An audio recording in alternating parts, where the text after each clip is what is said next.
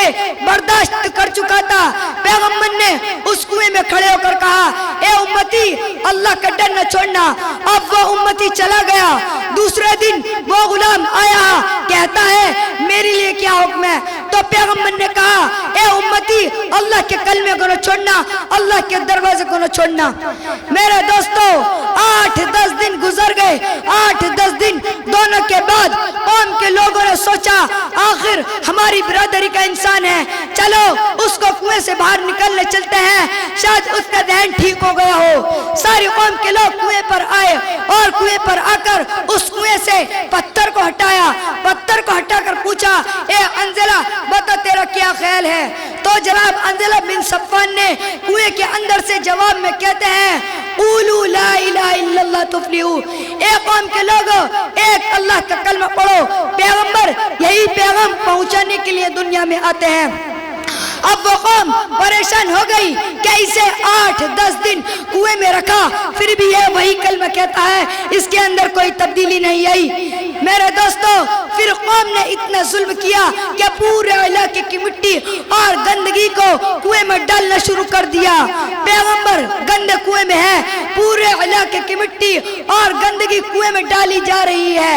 پیغمبر کا جسم زمین میں اتنا دبا گیا، سر باقی ہے۔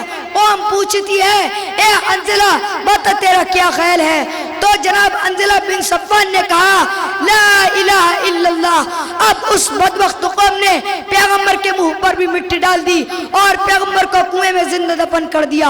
اور پیغمبر کو کنویں میں زندہ دفن کر کے اور اوپر سے مٹی ڈال کر وہ ساری قوم کنویں پر کھڑی ہو کر ناچنے لگی۔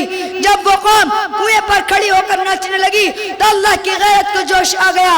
اللہ نے فرمایا اے جبرائیل جا اس قوم کو صفحہ ہستی سے مٹا دے جس نے میرے پیغمبر کو لا الہ الا اللہ کہنے کے جرم میں اتنی تکلیف پہنچائی۔